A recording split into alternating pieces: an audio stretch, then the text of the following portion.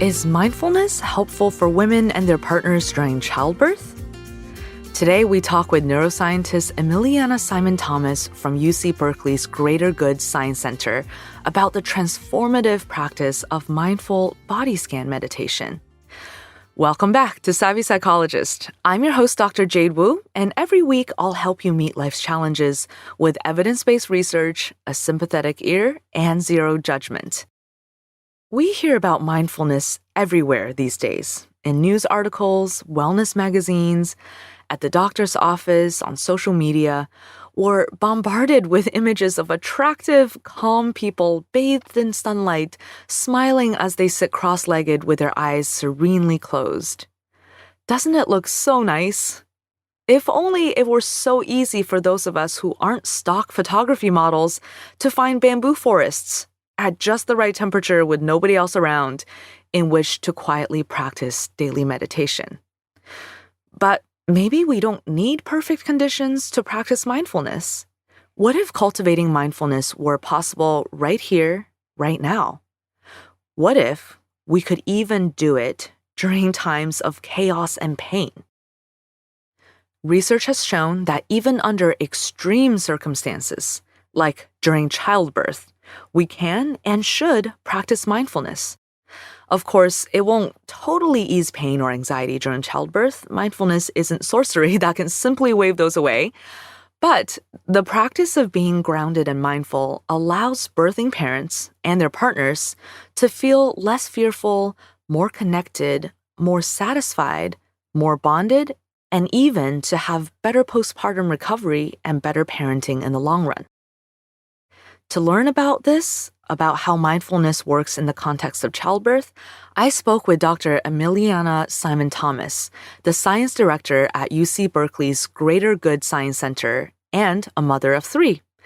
Trained in neuroscience and social psychology, Emiliana oversees research fellowships, directs key science initiatives, and teaches the science of happiness worldwide. She serves as an expert voice on the origins of well-being and the most promising strategies for increasing it individually, in relationships, and within organizations. During our conversation, I learned a lot about mindfulness in childbirth and its benefits for my baby, my partner, and me, and our future health and happiness as a family. To test it out, I'll actually be challenging myself to do body scan meditations in the weeks leading up to my first childbirth. Afterwards, Dr. Simon-Thomas will interview me about my hands-on experience on her podcast, The Science of Happiness. So stay tuned to see how it goes. And now, without further ado, here is my conversation with Dr. Simon-Thomas. So happy to have you with us, Dr. Simon-Thomas, and welcome to Savvy Psychologist. Thank you for inviting me, and I'm delighted to be a guest. Great. I am extra excited to have you with us today, not only because I'm just fascinated by the idea of mindfulness in childbirth, but also on a personal level, I'm getting pretty close to experiencing childbirth for the first time myself. So I'm really curious to hear your perspective on how mindfulness works in this context. Yeah. Wow. Well, first, congratulations. How amazing. What a Thank you. Journey you're on the verge of. And yeah, absolutely. I'm overjoyed to share what I can about how helpful mindfulness can be during this time and into the future. And I hope it's okay to pepper my input with some of my own personal experiences. Oh, please do. Gone through childbirth myself 3 times. Wow, 3 times. I am so in awe of that because I feel like just the one pregnancy has been quite the experience. And so, yeah, I am really excited to hear about your personal experiences too. And of course, your expertise on the topic. So maybe just to introduce the topic to our listeners, a really broad question. What is mindfulness? Because I often hear people say, oh, I'm just not good at mindfulness, or I don't think I could be good at it because I'm not good at clearing my mind and I don't know how to control my feelings and thoughts. So could you just describe for us what mindfulness means? Yeah, and I'll give 2 very similar but somewhat distinct definitions. The first one is really about an activity or a practice, like mindfulness as an exercise. Right now means getting into some kind of comfortable position and very deliberately focusing on what's happening right now in this moment, both inside of our bodies and outside in the world, and trying to keep focusing on that content. Then there's kind of a dispositional or personality trait kind of mindfulness, which is a more overarching quality of how you walk the world. Are you regularly noticing precisely what's happening as it's happening by habit? So I think in the domain that we're talking right now, pregnancy and childbirth, both of them matter. But if we're talking about which one might be really useful during the childbirth experience, maybe the one to think of is actually the practice of mindfulness. Now, I think of mindfulness as completely unrelated to mind control or trying to stifle or suppress one's thoughts or feelings. That territory is really different. And while it does lend itself to experiencing emotional moments differently, it's not the most constructive or healthy way to relate to emotional experiences. Mindfulness doesn't mean trying to suppress or stifle or control your thoughts or feelings. Really, it's a gentle, nurturing way of kind of steering your thoughts and feelings towards what's actually happening right now, rather than what we often do by habit, which is think about things that happened earlier in our lives or in the day, worry about things that might happen later, reflect on social anxieties that we might be holding. All of those really have a deleterious impact on the experience that we might be having right now, considering what's truly here and around us. And so again, mindfulness is just steering us away from that habit of thinking about other moments in time and really just dwelling on what's happening right now. Yeah, I really love the way you describe that. So it sounds like mindfulness is not about escaping or clearing the mind or going somewhere else, but rather the opposite. Like it's really being grounded in the here and now, in reality. Is that right? Yeah, that's exactly right. It's just directing your attention to notice what is happening right in this moment, because there is Gotcha. a lot happening right in this moment. In any Yeah. moment, there's a lot, an infinite level of information is kind of bombarding our senses and being processed in our neurons and our brains. And what we pay attention to amidst that infinite information is to some degree volitional. And so that's what Mhm. mindfulness is about. It's about leveraging that opportunity to really kind of steer our mental awareness towards what's happening right now, rather than judge it in relationship to other aspects of our experience or our lives. Speaking of lots happening right now and, using our senses, one of the types of the practice of mindfulness that I really wanted to ask you about is body scan meditation. So could you tell us what body scan is and how it's different from other types of maybe meditative kind of practices? Yeah, absolutely. Body scan meditation is a form of mindfulness that really dwells on the physical experience that you're having. Oftentimes, when people begin trying a mindfulness practice, it can be kind of difficult to rein in all of the meandering thoughts and innovative ideas or sort of intrusive feelings that occur in any given moment. And it can be a very heady experience. What body scan does is shift the orientation to something physical that is right there. It's right here, our body. We are in our body right now at any moment. And so by using the body as sort of a guide to staying in the moment, body scan meditation enables us to stay more grounded and to stay in the physical experience of being in this moment right now, and perhaps refrain from sort of dwelling off into some future imaginative time or space that isn't about this moment.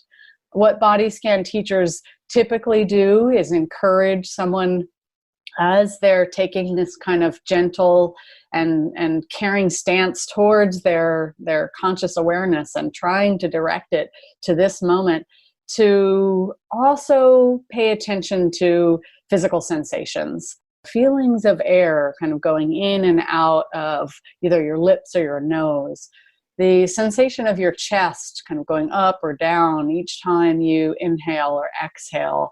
Those can be the easy ones because they really have a very tactile dimension to them.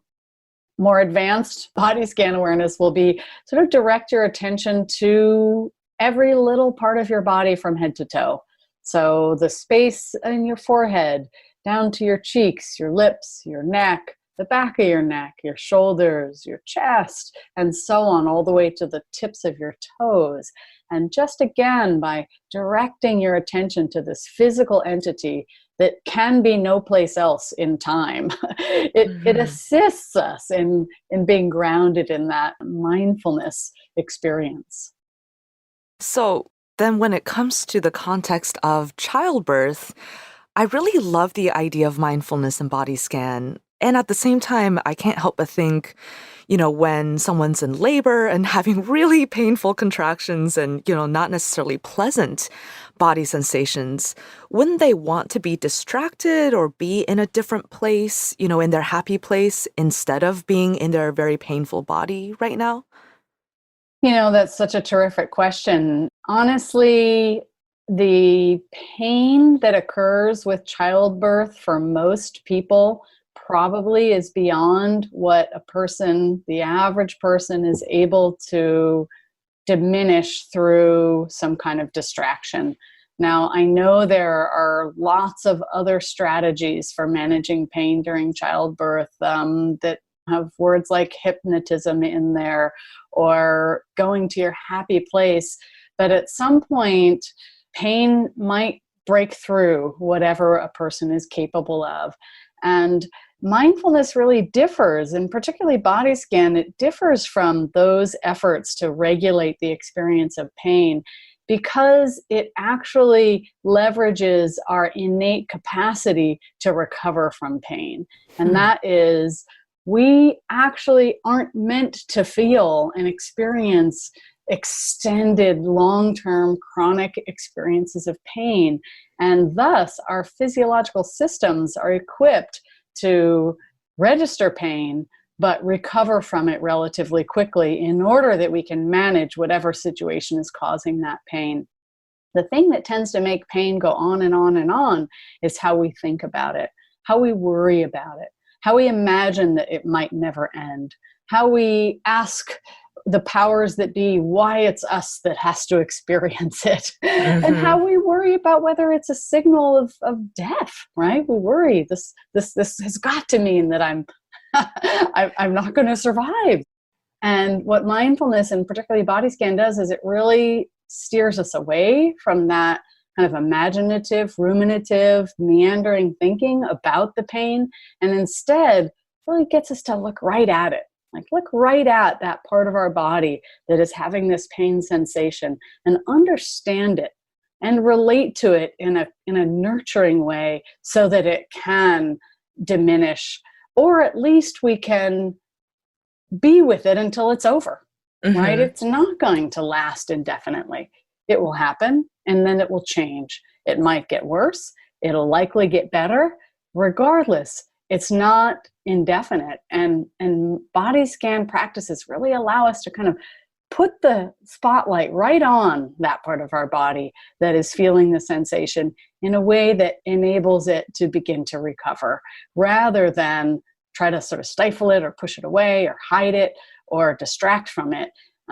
Really, those things bleed through at some point.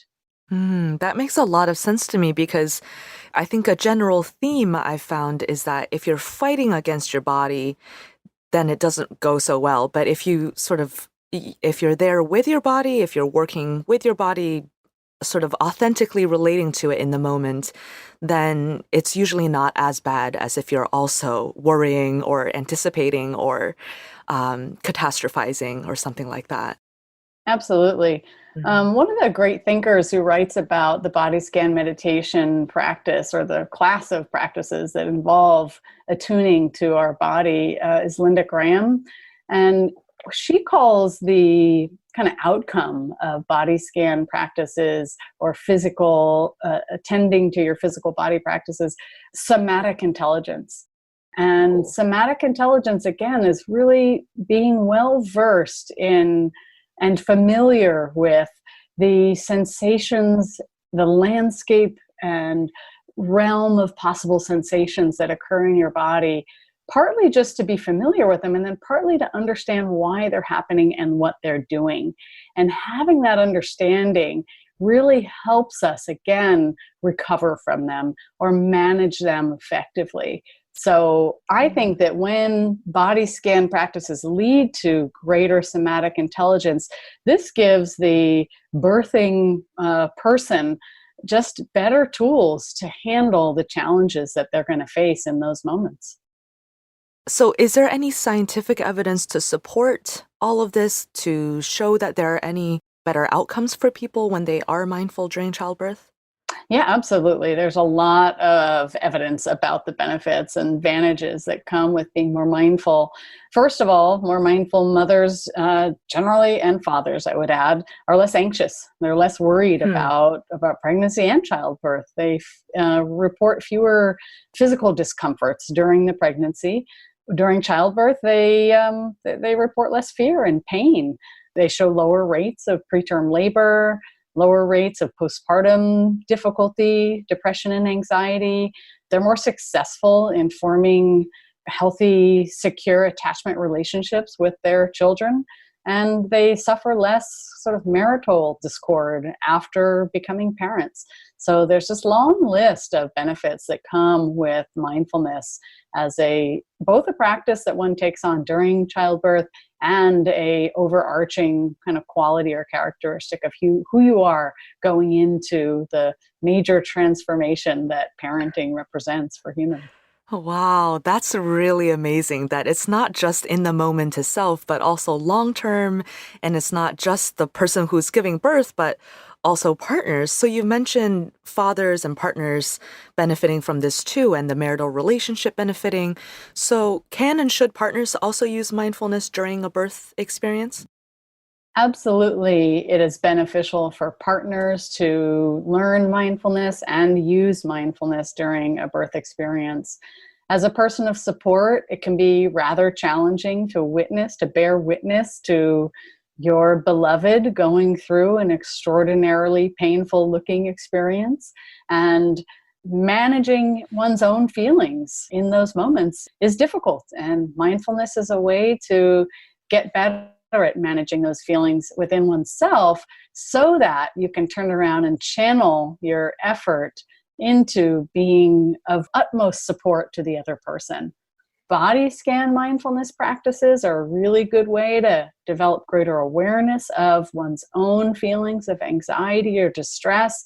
And again, by kind of focusing the spotlight right on them and asking for a minute, like, is this really, am I really under threat in this moment? Actually, no, it's not me. I'm having this response, this physiological arousing response, which in fact is equipping me to be a better hero in this moment, a better person of support. And that whole thought process really emerges from becoming more aware of your physical experiences in the moment and being able to, again, kind of steer them into the productive and supportive direction that you want them to be. That is so encouraging to hear. I'm definitely going to share this with my partner and have him practice with me because I think he's actually maybe more nervous about the birth than I am at this point. So it sounds like he could really use some mindfulness practice going into this. I think it can be wildly helpful. I think it's also a great exercise for couples to do together as they try to understand what will be the most supportive shared experience. I think that maybe most couples haven't had the experience of being in the presence of one another while one person is experiencing something really, really, really physically uncomfortable. And without that experience, we don't know what to do. We don't know what the other person is really going to be comforted by. I know in Nancy Bardacky's mindfulness-based childbirth and parenting education training program, she very deliberately gets couples to, in the same moment that they're practicing body scan and awareness, physical awareness practices, practice what it would feel like to be supportive with one another through touch. And in specific, do partners know what the right thing to do is? And do they think, oh, I'm going to sort of quickly pat someone and say, it's okay, everything's fine. Maybe that would work in some contexts. But often the person who is undergoing childbirth doesn't actually prefer that and prefers a more steady, maybe firm hold. And through that kind of touch is able to convey their degree of support in those moments. So it's absolutely helpful for each individual, but also for the understanding between the person undergoing childbirth and the partner who's there to support them. That's really good food for thought, and I'll certainly be chatting about it with my partner. So, any other advice to expectant parents for cultivating mindfulness, for beginning this journey in a mindful attitude? Any other thoughts for us? I'll bring in my own experience in my first childbirth here to answer this question. I was trained as a scientist. I had gone to the delivery room probably 18 hours after waddling my PhD dissertation thesis to Goodness. office where I had to submit it. Back then you had to print it out. How old I am. And I had a very kind of empirical sensibility about childbirth. And I had experience with mindfulness, but still came into it with an expectation. I wanted to predict how long it was going to last. I wanted to know, I wanted answers about how it was going to go. I was frustrated when people couldn't give me those answers. And my take-home message after that first childbirth experience was really the driver for my response to this question, which is, becoming a parent really transforms all of your capacity to expect, predict, feel entitled to the long list of things we do earlier in our young adulthood to try to be organized. And mindfulness is a way to kind of soften those expectations, to surrender, to realize that any moment that you're in, even if it isn't matching what you thought should be happening or was the best thing to occur, actually has profound value and opportunity for connection, for enjoyment, for learning. And so if we can kind of keep that in mind as the long-term goal for practicing mindfulness and becoming a parent for the first time, I think that can be quite beneficial. I think that can be very productive. Being able to surrender to the right now is something that will come in handy throughout the 40 plus years of intensive parenting that we're all getting ourselves into when we become parents. Wise words. That is really, really good to remember, not only, I think, for the beginning and the upcoming moments of childbirth, but also for parenting in general. It sounds like this has been a really good philosophy for you. Yeah, absolutely. It's very typical in any given moment where I begin to feel perhaps my shoulders tense up, my teeth clench, my eyebrows clamp together. Now I have a 7-year-old, a 12-year-old, and a 15-year-old, and bickering is just part of the fabric of our daily family. Something that I don't find very enjoyable, but if I react in an angry way to it, it just escalates. And while I don't want it to be happening, that's an example of where, for me, mindfulness becomes a tool for surrendering to that moment and trying to understand how can I relate to their experience, their choices, what's happening right now in a way that is constructive and supportive and enables us all to learn something rather than sort of get stuck in some longer, hostile, frustrating dynamic. I love that you use the word surrendering. I think that's going to be a major theme from now on for me. Well, Dr. Emiliana Simon-Thomas, thank you so much for joining us. This has been a really, really valuable conversation for me, and I think for, not just people who are pregnant and expecting childbirth, but for anyone who's interested in learning about mindfulness. So this is really fantastic advice, and I really appreciate your time.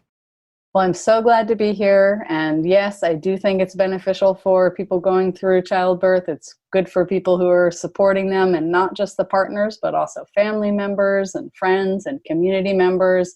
This is a major, major life transition. And the more constructively we relate to it, the better off everyone's going to be. And mindfulness is a great way to optimize ourselves in those moments, to be the best people we can be.